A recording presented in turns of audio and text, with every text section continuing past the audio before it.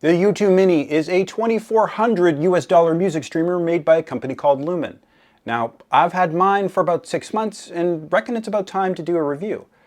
What on earth possessed me to buy an expensive streamer, and how does it compare with the cheaper stuff? Do you get what you pay for here, or are we just getting into obscene, throw your money away territory? These are the things that I want to discuss with you guys, so stick around and let's have a chat about the Lumin U2 Mini.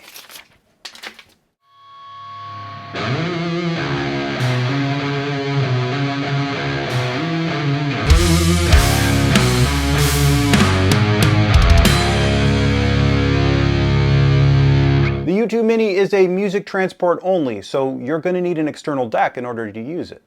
It's capable of upsampling and downsampling to every supported format up to DSD-256 and PCM384, and it supports playback of up to DSD-512. It's got native support for Tidal, Qobuz, Spotify, AirPlay, and most important for me, it's Roon ready. The U2 Mini sports a quad native clock system for precision timing and has an upgraded processor over the older U1 Mini. Lastly, it's got LEEDH processing, which is Lumin's version of lossless digital volume control and comes in really handy. Getting a bit ahead of myself here, we'll get back to that in a bit.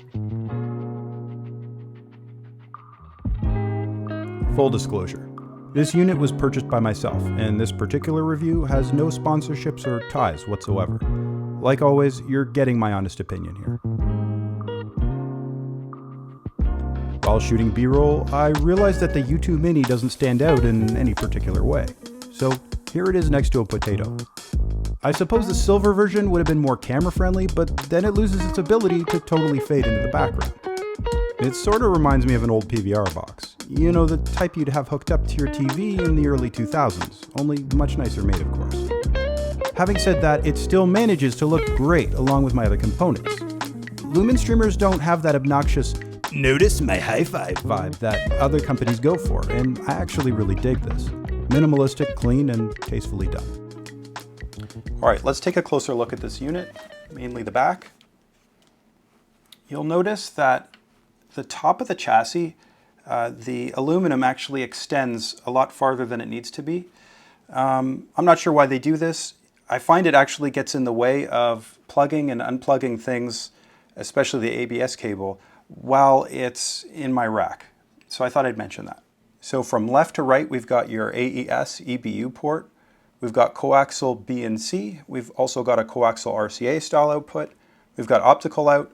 We've got USB 1 and USB 2, Ethernet, and that is your reset switch, which you need a pin or the tip of a ballpoint pen, and you press it in and hold it, and that's how you reset the machine. That's where you put your plug, and of course your power switch. That's it. Switching over to the front of the machine, it sports a smooth satin aluminum finish. All right, it's time to go over the OLED display.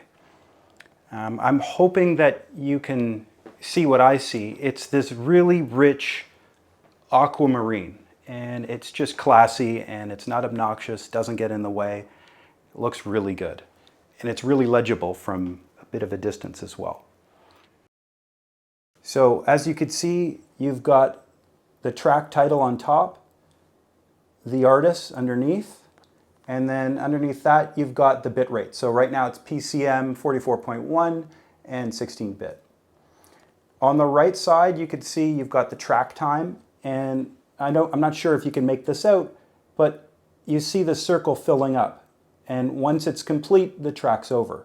So you have a good idea, even if you're far away, when the track's about to end. Right now it's set to bright. You've got normal, you've got dim, and of course you've got off, which is great if you're in a dark room and you just want it to get completely out of the way and not see anything. Okay, the other thing I wanted to show you in the options is so you can have the track time or you can have volume. So if you're using your U2 Mini to control volume, that might be handy to you. I prefer track time myself. All right, so I thought I'd mention a quick note about the screen real estate that they give you. So if you have a track that has too much info, like this one, As you could see, you've got the title, but the artist has too much info for it to show up on the display. So unfortunately, you'll be locked out of that extra information. And you'll have to rely on the app if you're using the screen of the Lumin U2 Mini to rely on in like a desktop situation or whatnot. So I thought that was a definite con. I spoke with Lumin to find out if I was missing something and there's a way to make the information scroll, and unfortunately there isn't, and they don't have plans to make that an option in the future. Software. I'll keep this brief because I primarily like to go through Roon as an interface. The free Lumin app is nicely made and really looks its best on an iPad in my opinion. The interface is really nice to work with and similar to what you get with Bluesound's BlueOS. I'm actually partial to the way that their Lumin app looks, especially in dark mode. Everything works smoothly here. There's no long loading screens or lag to speak of, and overall I found it quite easy to learn and use. Let's talk about support. The company does have a phone number, but it's based out of Hong Kong, so you're probably better off emailing. I haven't had the chance to do this yet, as I've literally had zero problems, like none whatsoever. I have noticed them proactively answering questions over in the Lumin section of the Roon forums though. Since I got my machine, there have been a bunch of updates and bug fixes. Not that I've encountered any bugs. This thing just runs really smooth. If things do, however, go south, the U2 Mini comes with a 2-year warranty. With all of the software and firmware updates that I've received, it's obvious to me that Lumin is committed to supporting their product and making sure everything's running at its best.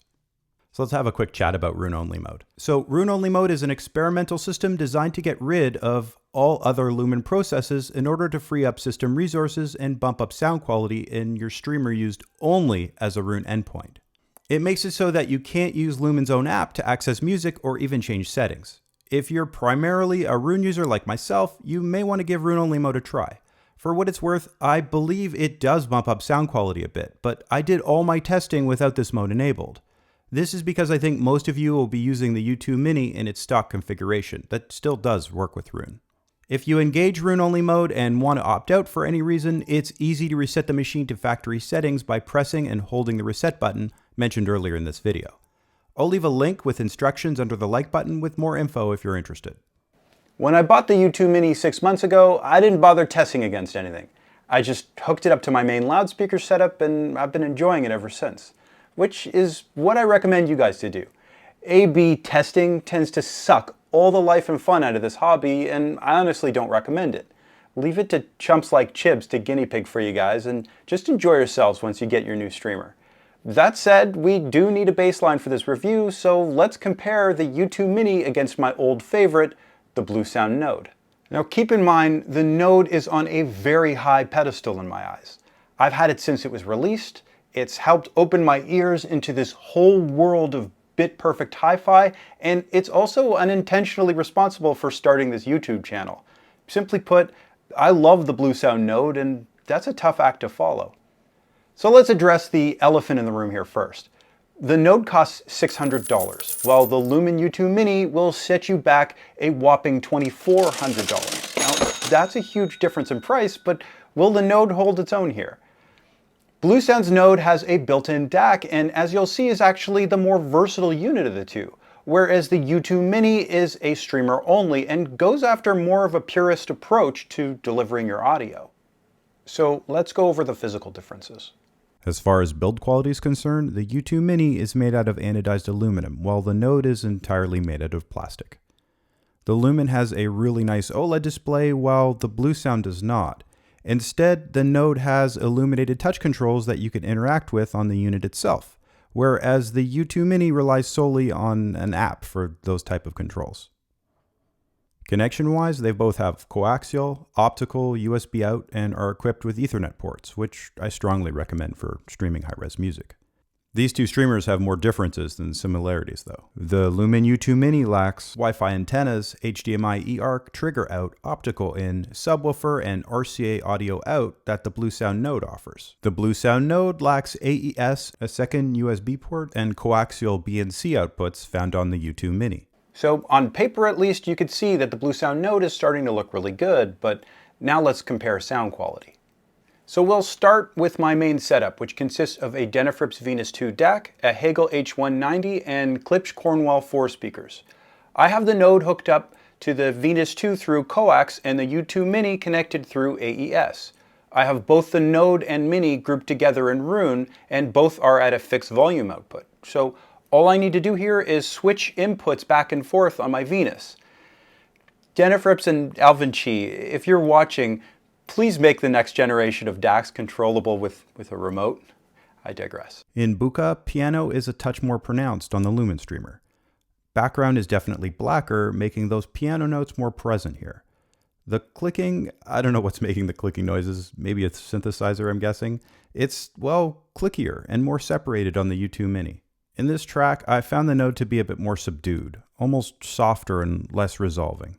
Here, I noticed a blacker background again on the U2 Mini. It's not night and day, but there is a difference. Soundstage also seemed a little bit wider, even deeper with the Lumin. Roon Radio took me here afterwards, and while I can't exactly pronounce this track's name, it was beautiful. The vocalist had an almost haunting presence. The Node is definitely more polite in the way that it comes across here, but I find myself wanting to switch back to the U2 Mini to get that slightly more holographic sound. Family by Bjork also sounds better on the U2 Mini. It seems more dynamic. I feel like there's more resolution for my amp and speakers to grab onto from the Lumin. Instrument separation is also slightly improved over the Node. I almost didn't want to AB Don't Let It Bring You Down by Neil Young in fears of getting sick of it, but that's not going to happen. It was the same story here. I slightly prefer what the U2 Mini gives me. You know, I didn't think I'd notice much of a difference between these two streamers, but I actually do. If I had to give you guys a percentage of how much more the U2 gives me over the Node, it's like 15 to 20%. I get a more preferable, more three-dimensional, and all-around clearer sound. But could this be due to the different inputs I'm using in my DAC? After all, not all inputs are created equal. So now let's switch things up a bit and test both streamers here in my office setup. This consists of a Peachtree GAN 1, KEF LS50 Meta speakers, and KEF KC62 subwoofer. For this comparison, I'll only be using the coax port since that's all the GAN 1 takes. This will also be done with the same coax cable, so more of a fair fight than before. Now, the U2 Mini doesn't have subwoofer out. Fortunately for me, the KEF sub comes with a high-level speaker input block, so I can connect it directly to the binding posts of the back of the GAN 1. Unfortunately, the speaker wire I have is too thick to fit inside KEF's fiddly little adapter that it comes with. Before checking Amazon for a thinner gauge wire, I decided to go to my local hi-fi store. The owner, Steve, said he didn't have anything cheapish for sale, but told me to hang on while he went through his inventory. So he ends up just giving me what turns out to be the perfect fit, and made by Cord no less. He even installed them into the little adapter and tested them for me to make sure that they worked. Guys, you gotta support your local hi-fi shops. And if you're in the Toronto area, check out Hi-Fi Faux Fum. I love saying that. Say hi to Steve for me. Since the GAN 1 is unique in that it doesn't have its own physical volume controls, I'll be relying on each streamer's digital volume to act as the preamp. Now this is where we get to test out Lumin's lead processing on the U2 Mini. According to Lumin, it modifies the digital signal amplitude exactly, without any changes to its shape and free from any kind of information loss. So yeah, their claim here is that it's completely lossless digital volume control. Alright, so now that I have everything set up and volume matched, I could finally start testing. So I started with 1 by U2, and here I noticed a difference in clarity once I switched to the Lumin. Blacker background and seemingly more resolution. In Black by Pearl Jam, even though this song is more busy than the last, I still notice the same things. The drums and the piano are just more distinct, they're more there when I played through the U2 Mini. Node by Northlane. This system seems to really thrive with the U2 Mini. The lead vocalist has more presence than on the Node. The Bluesound Node, not the track. Okay, well the track is the Node, but it's the same sort of difference as when I played U2. Not the U2 Mini, the band, although it was played through the U2 Mini. It's better on the U2 Mini, okay? This is getting weird. Let's continue, please. How about some Hans Zimmer? I chose Armada from the movie Dune. It's a really nice dynamic track to check out. Same story here. The Node is perfectly fine. The U2 Mini just provides a slightly more resolving, more visceral atmosphere. Now, is it the speakers, the GAN 1 amp, or the way that Lumen's lead volume implementation interacts with this combo? I'm honestly not sure. What I do know is that the LS50 Metas and Peachtree GAN 1 is a bit more of a microscope when it comes to streamers used in the audio chain. I didn't expect this. Make no mistake, I noticed a difference in my main setup too. I just think I noticed it a little bit more in my office setup, which was really interesting. So yeah, the U2 Mini is a step up in sound quality here. Is it enough for me to switch my office setup to the Lumen and bring my Node downstairs to my main system? No, because sound quality doesn't trump versatility. In my case, there are two things stopping me here. Number one, the Node has trigger out into the GAN 1, so it turns that amp on and off without me having to get up and remember to do this myself. Number two, the Node subwoofer out makes a huge difference. Even though my new subwoofer works with the speaker line level adapter, it does this at the cost of losing its standby mode, and this wasn't mentioned anywhere in Kef's user manual, by the way. I found this out the next day when I walked into my office and the sub's orange standby light wasn't on, and the sub itself was really hot to the touch. So for me, the U2 Mini makes the most sense in my main setup with the Cornwalls, and the Node stays up here with my GAN 1. On that note, let's do a quick pros and cons list. With that, I'm going to start with my cons and nitpicks. The first one is the way that the aluminum shelf juts out in the back.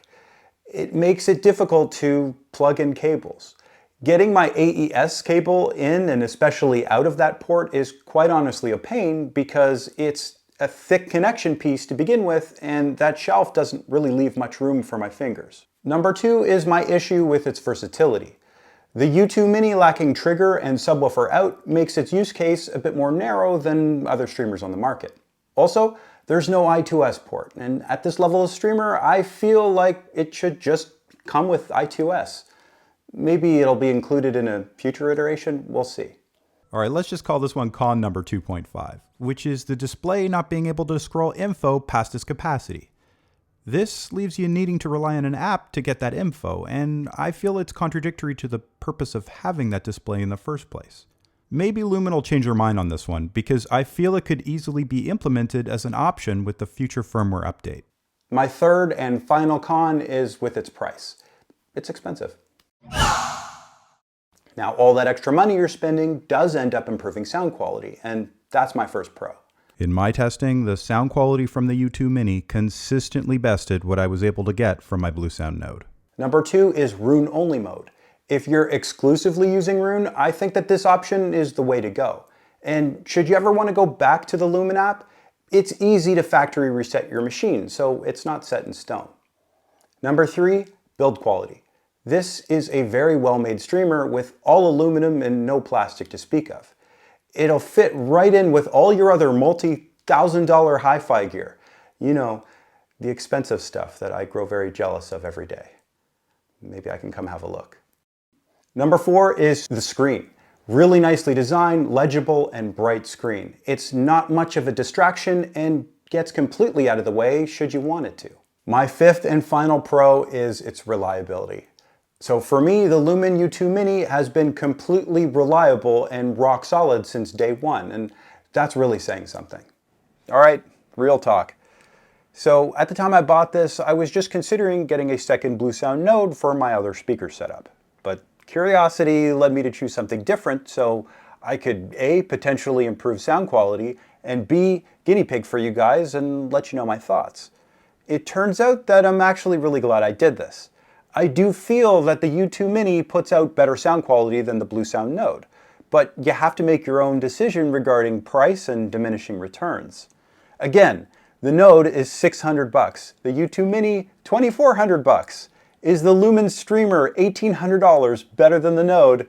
You're going to have to make that call yourself. Do I enjoy music with the Lumen U2 Mini more than I do with the Node?